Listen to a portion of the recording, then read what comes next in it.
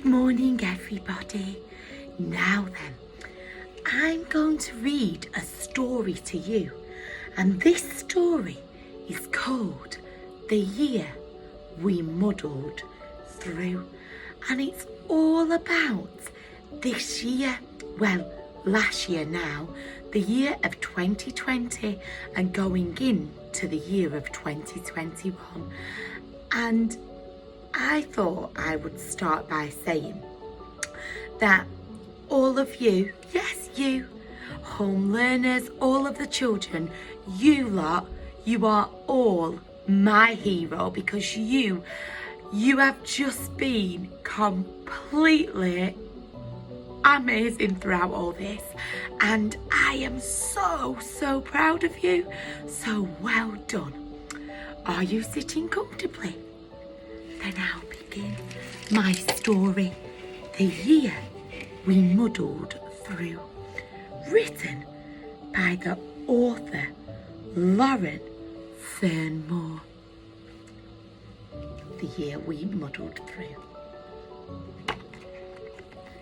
For all the families, big and small, who muddled through 2020, we should always look for rainbows.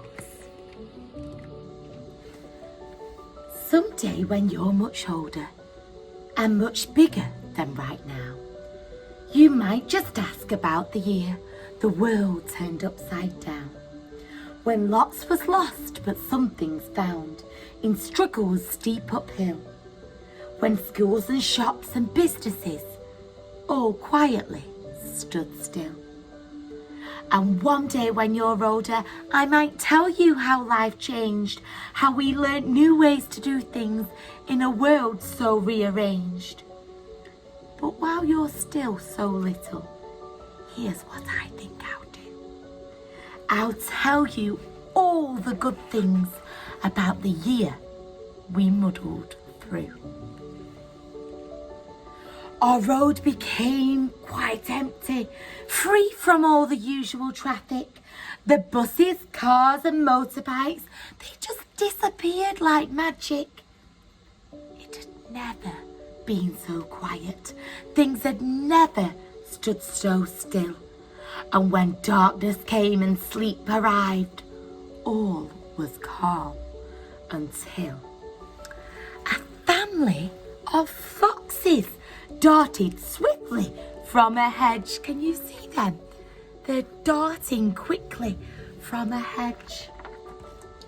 An owl swooped from the treetops and perched on a window ledge. The nearby flock of fluffy sheep escaped from the farmer's pen. They're like the sheep in Farmer Pete's number ponds, aren't they? Lit only by the smiling moon, our road came back to life. Without the usual noisiness, the animals ran rife, and were followed by 4 pigs, 3 cows, 2 llamas, and 1 hen. It's showing all of the animals that came down. When we stayed in, all of the animals came out because the roads were really quiet. They danced across the garden fence and munched all the green. They even clambered on the roof of number 17. I hope none of you live at number 17, because look, there were pigs on your house and an owl on your chimney. And only on occasion was their night ever disturbed, but no human dared to admit that they'd seen something so absurd. So their party stayed a secret. No one knew about their fun, and all the animals scarpered home with every rising sun. So the animals were having a little party when we were all staying at home. When morning broke and curtains drew, not one of us suspected the animals' shenanigans that happened undetected. Too wrapped in our own thoughts of what the day before had taught us, too wishful and distracted by the hope that a new one had brought us. and each new dawn would somehow make the previous seem duller, as endless sparkling rainbows filled the sky with colour. I remember putting a rainbow in my window so that all the children of the street where I live, that they could see, and it would brighten up their day. Did you do that too? Ah, excellent. On daily walks, we always counted everyone we saw, and it took less than 5 minutes to reach 104. 104 rainbows in the window. Wow! Each building and each office block, each home and hotel suite had rainbows bursting from their windows right down to the street. Bright bridges over rooftops formed when rainbows would collide. And every child's bedroom there was a multicoloured slide. Did you make a rainbow picture for your window? You did? Wow. Despite what people told us, we searched but never found a single pot of gold where any rainbow hit the ground. Instead, we'd find a different kind of pot containing treasure, the tallest ever sunflowers, too high for us to measure. One grew above the houses, past the rainbows, through the cloud, with giant leafy branches that could shelter any crowd. And people started thinking, should we climb up to the top? Should we find a way to slow it down? Should we try to make it stop? But someone else, a man named Jack, recounted an old tale of magic beans and giants and a boy who did prevail. He told us how, just once before, he'd seen a plant so tall, and we would all fare better letting nature make the call. Look, there's a great big beanstalk at the bottom of the rainbow, just like the one in the story we know, Jack and the Beanstalk. So we sat and watched it growing, getting bigger every day, until the yellow petals grew to reach the Milky Way. And without the usual aeroplanes filling the night sky, as well as stars and planets, now a flower caught our eye. And these visions made us wonder, whilst normality was tested, perhaps our precious planet Earth felt finally quite rested, with skies and plants and animals all thriving from the break. We saw firsthand how life could look in 2020's wake. We started seeing everything with new appreciation, so grateful for the things we had, we clapped across the nation. Do you remember going out and clapping at your front door for the heroes of the NHS? Me too. In spite of all the changes, the earth continued turning, and inside our little household, something special was occurring. With every day and every week and every month that had passed, someone quite miraculous was growing quite so fast.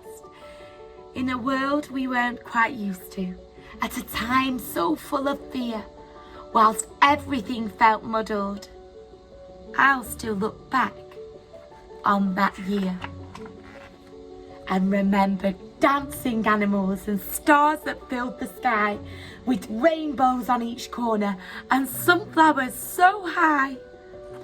And one day, when you ask about the year we muddled through, I'll remember love and strength and hope and all of it for you. The end. So, it has been quite a year, and I think you lot, you are the most amazing ones. You are wonderful, and I will clap for you every single day, because I am so proud of each and every one of you for how you have been through the year of 2020, moving into the year of 2021. Now then, What do you remember from the year of 2020 and the year of 2021? Do you remember making rainbows? You do? Oh, wow. Well, I thought today that we would paint a rainbow. So I'm going to get my painting things. I'll be right back. I'm back. So I've got my piece of paper and I've got my calm music on. I've got my paintbrushes and my paint palette, and I'm just going to think and appreciate all the good things that have come out of this year, like special times with family on walks, like gardening, like getting to paint my house and getting time to do things with my fiance Scott. There are lots of amazing things that have happened from the year we muddled through. So maybe you could talk to an adult about something that's made you really happy in the year that we muddled through. So I'm going to paint my rainbow. I'm going to do a nice pink. I'll show you. Come here. I'm going to add a little bit of orange now. Wow. So this afternoon you could have a little think with your family about all of the things that you appreciate and the good things, like all the wildlife that's coming out onto the road. And maybe you've done a spot of gardening, or maybe you've become a pro baker this year. But I'm mostly proud of you, and I'm proud to say that I've been your lockdown teacher. Me and Mrs. Mullally have loved doing the online learning with you, and maybe you could put your rainbow paintings in your window, because me and Mrs. Mullally, we're from around the area and always walking, so we might be able to spot our class through the window, our super home learners.